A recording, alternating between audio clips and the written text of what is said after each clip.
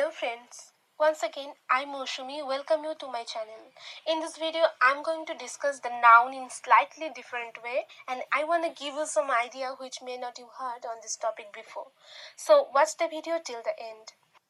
Before starting today's discussion, I would like to mention one thing, that I have divided my talk into 5 parts.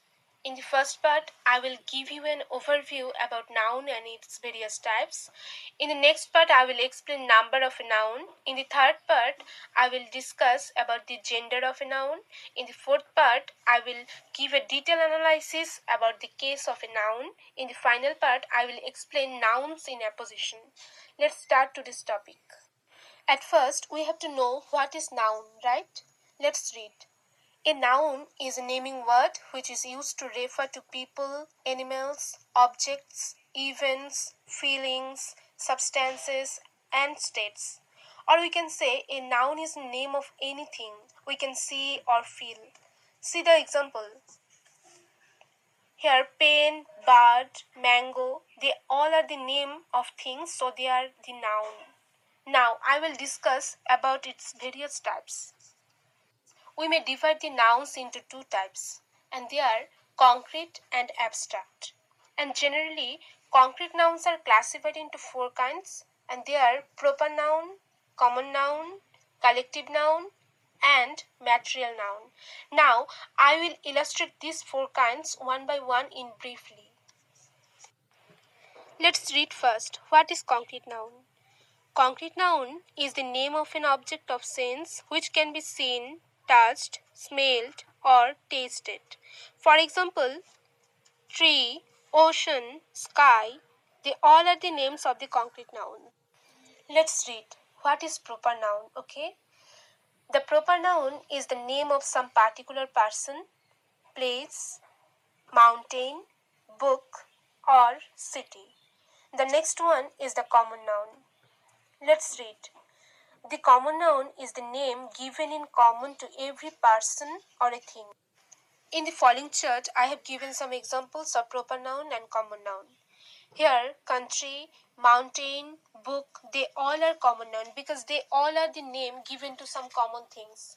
While India, Mount Everest, Wings of Fire by APJ Abdul Kalam, they all are proper noun because they refer to the name of some particular things. The next one is collective noun. Let's read. Collective noun is the name of person or things which suggest a group or assembly of things. In the given example, the phrases a library of books and a bundle of sticks. Note the words library and bundle which denote to the collective noun. The final concrete type is the material noun, which suggests the names of some material or element. Here are some examples of material noun, and they are wood, grass, gold. Now go back to the 2 types of noun. I have just ended up my discussion upon concrete type, and the remaining one is the abstract noun. So now let's discuss about it. What is abstract noun? Abstract noun is the name of a quality or action or state belonging to an object. The things that cannot be touched or smelled or felt by the senses but can only be understood and imagined are called abstract nouns. Before I talk about its example, I want to ask you all a question. Have you ever touched or smelled happiness, honesty, goodness, power? I know the answer. You all are replying with the word no, right? I have just told. Abstract nouns cannot be touched or smelled, so they all are the examples of abstract noun. Here, I would like to mention another division of noun and its various types.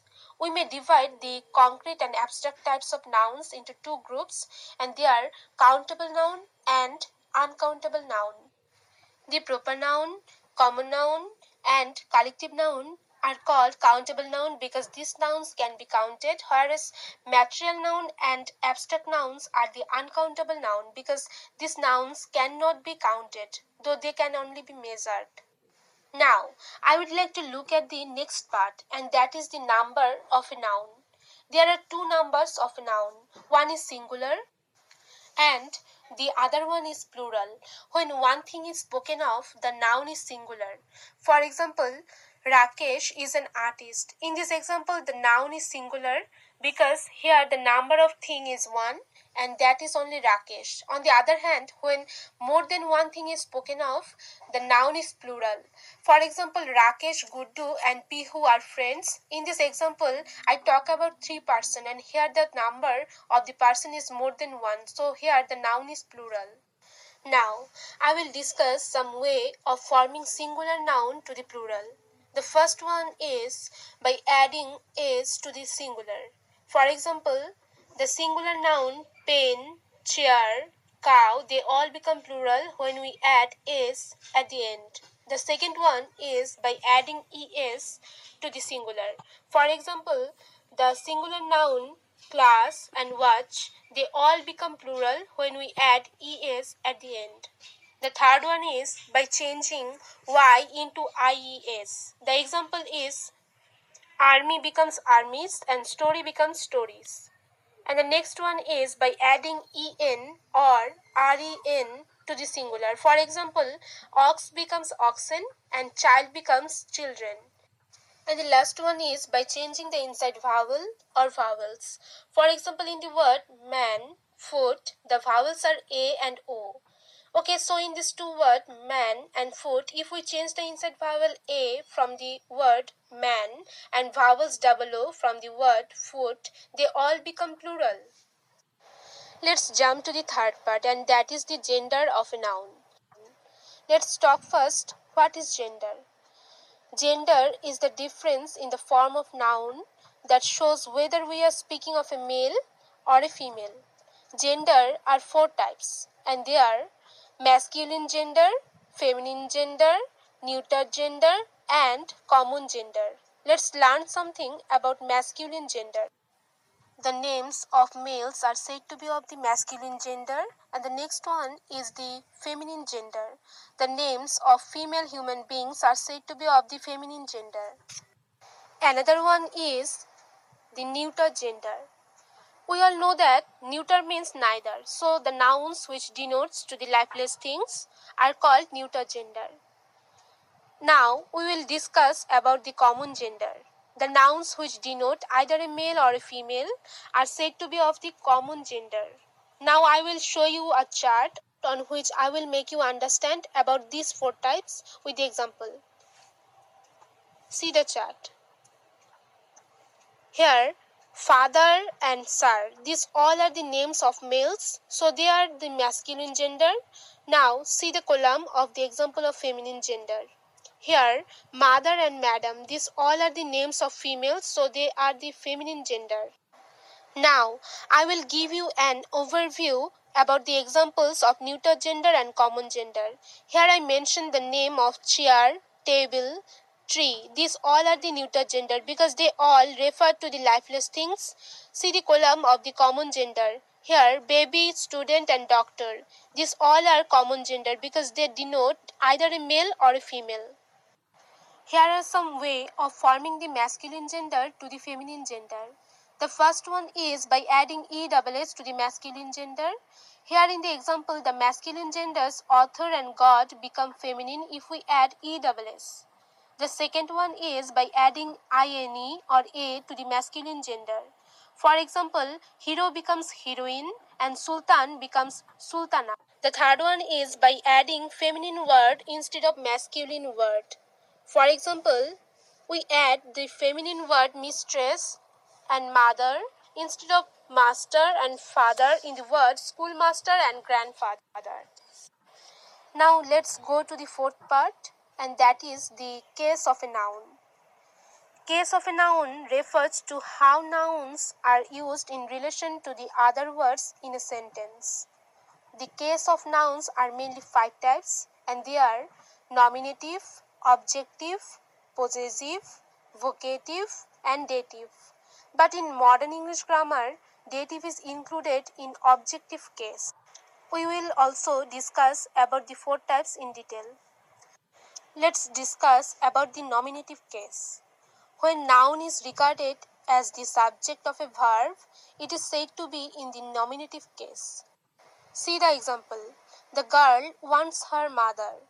If we ask who wants her mother, here girl is the subject of the verb wants, so it is said to be in the nominative case. Okay? Let's explain the next type, and that is the objective case. When the noun is regarded as the object to a verb, it is said to be in the objective case. Again, I will make it clear with the previous example. The girl wants her mother. If we ask, whom does the girl want? The answer obviously comes is mother. Mother is therefore the object of the verb wants, so it is said to be in the objective case. Okay? The next one is the possessive case. The possessive case denotes ownership. It is normally formed by adding an apostrophe and s to the noun, or by omitting s after apostrophe. See the following example. This is Pihu's box. Here the form of the noun is changed to Pihu's to show possession. Now let's talk about the vocative case. It is a nominative of address. For example, come on girls. Come here Rakesh. Now I will discuss about the fifth part, and that is the nouns in apposition. Do you know what does the word apposition mean? It means placing near. When two nouns are used together to denote the same person or thing, the second is said to be in apposition to the first. Here, always remember one thing, that if we do possessive the nouns in apposition, we must add apostrophe and s in the end.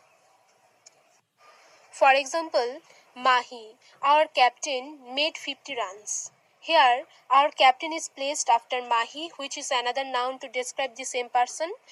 So, our captain is said to be in apposition to the first Mahi. So friends, this was all about today's video lecture. I hope you enjoyed this lesson. In the next video, I am going to talk about another important topic, and we will be having a discussion just like we had today. So, if you have not yet subscribed to my channel, then please press the red subscribe button and the bell icon next to it to receive all notifications about my new video lectures. So please stay connected. Bye-bye.